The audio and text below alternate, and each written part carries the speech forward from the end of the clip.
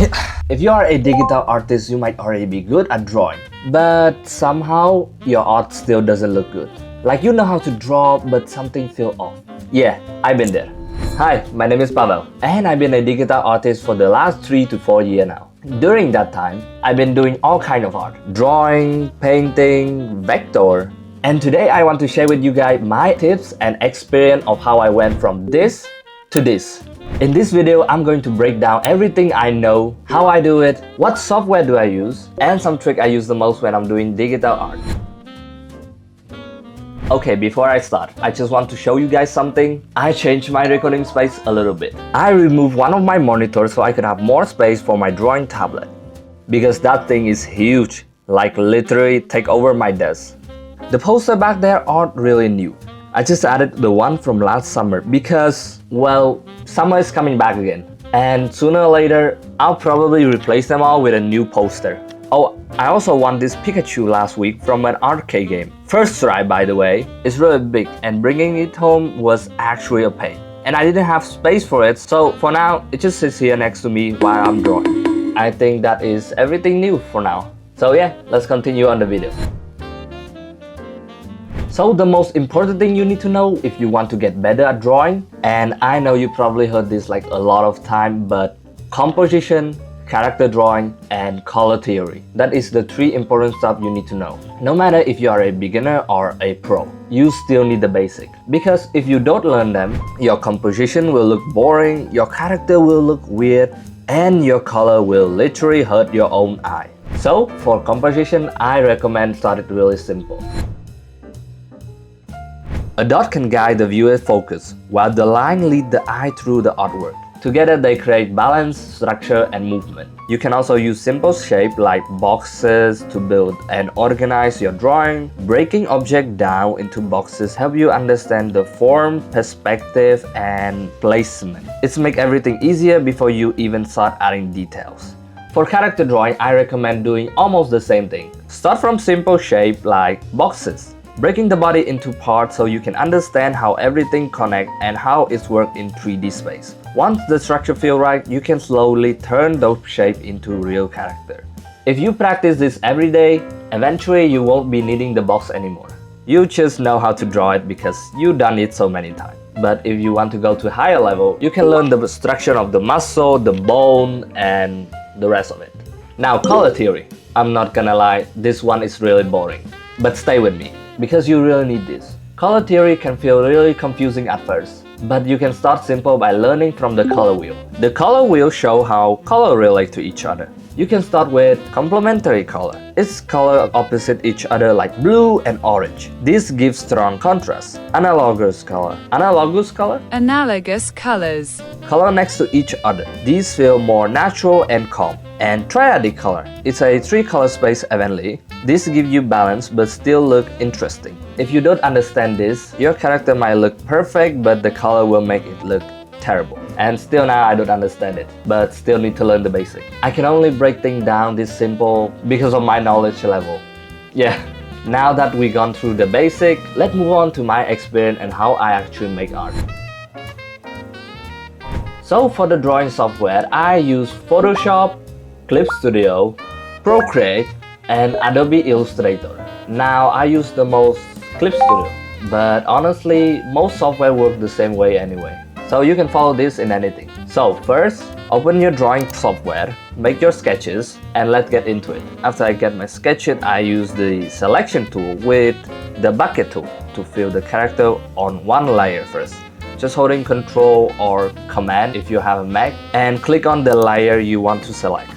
Most people jump straight into coloring or rendering after having their sketch or line work. But I like to separate everything into layers first so I know exactly what I'm drawing. After that, I add color to the character just to figure out what color everything should be. Then I fill everything with blue in a separate layer. I like using Clip Studio and Photoshop for this because they have auto selection, layer, like I said, the command and control, so I can easily color inside a new layer with the selection of the layer under it. It's helped a lot. In Procreate, they only have clipping mask, which is almost the same. Honestly, it can be really annoying sometimes because it's messed up when you undo the clip mask. After filling everything with blue, I set it to multiply to create shadow. I always use blue for shadow. I don't know why, but it just feels really nice and refreshing for me.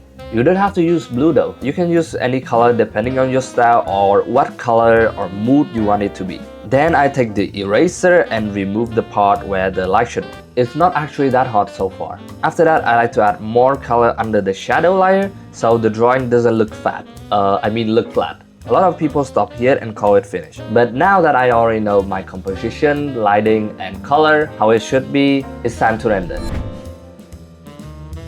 Rendering for me is basically just taking what you already have and make it better, adding more details, smoothing things out, fixing error, and making everything feel more alive. I also like to adjust my line during this, make them thicker, thinner, or change the color. For the background, I don't spend much time on it. I want the character to be the main focus, so I usually keep the background simple and a bit messy. After everything is done, I add its final touch, detail like this. I also take the soft brush, lower the opacity, choose the light color, not pure white though. Just choose like a little bit lighter color of the place you want it to be more lighter. What the hell am I even talking about? After that, you can draw on the place where the light hit to make this kind of glow effect. I really like this glow effect. It's make me feel better. It's giving me like a warmly summer drawing. After that, I export it. But wait, it's not finished yet. This is the last thing if you want to make it a little bit better. This is only my preferences, but you can also do this in Clip Studio or Procreate. But I haven't figured out the way to do it in Clip Studio yet, but I'm doing this in Photoshop because I pay for it, so I'm making my money worth. After putting it in Photoshop, I duplicate the drawing, add a new empty layer, then fill it with light yellow. Set it to luminous, merge it and the layer beneath it, then set it to hard light, add curve, adjust the curve, then lower the opacity until it looks right. Yeah, this is a trick I use all the time to make my art look more saturated and more pop. This method is the same in Procreate. It also the same effect, luminosity. Luminosity? Am I reading that right? Now, if you're wondering where I get my color or how I make my color palette, it's really simple. Pinterest. I get inspiration through Pinterest. Just go to Pinterest, find something you like or some picture you like and study the color there. I personally like summer vibe with cool color, so I look for that kind of picture and try to make my art with that color palette to understand how the color works. Hi, this is me a couple hours later, and some of you also asked me about the Vector Illustrator, about how I made those. And all I can say is I make them in Adobe Illustrator, and all I need to learn is the layer and the pen tool. I may have said this a lot of time in my video, but those two are the only basic thing you need to learn. The rest is up to your imagination. Before I learned graphic design, my parents already shoved me into graphic design job, which helped me a lot because I gained a lot of experience beforehand. So I don't need to learn a lot from school. So if you want to get better in Vector Illustrator, then I suggest you find a Vector Illustrator job to get experience from it, or learn only the tool in YouTube tutorial. The rest is up to your imagination. Out of everything I said so far, the most important tip is that you need to try it for yourself. You can't just watch a tutorial and expect you're gonna be a pro artist. You have to try it out for yourself. Learn from it, draw from it, fail from it. It's okay for you to fail because failing is the key to success. If everything I said in this video for you is new, you need to try it out. Because if you don't try it out, you're gonna be stuck forever. Because you never try it out. This drawing I just made didn't come from first try. It took me multiple failed drawing before I make something like this. So if you want to get better, don't be afraid to mess up. If your drawing see a little bit yellow, add some blue to it. Experiment with it. You will find some new ways to make art. Just don't be afraid to add a little bit blue to a whole yellow drawing. If you enjoyed this video and the tip I shared so far, please like and subscribe. It's really helped me make more videos in the future. And if you want to see more of my art process, let me know in the comment. I hope the tip and everything I share with you today help you at least a little bit in your drawing. Also, we just hit 1,500 subscribers. I am really grateful to you guys. You guys really helped me reach one of my goals this year early. Hello everyone new. I hope you'll be staying long in my channel. I hope you like my content so far and hope you'll be staying long to support me. And I'll be seeing you guys on the next video. Bye!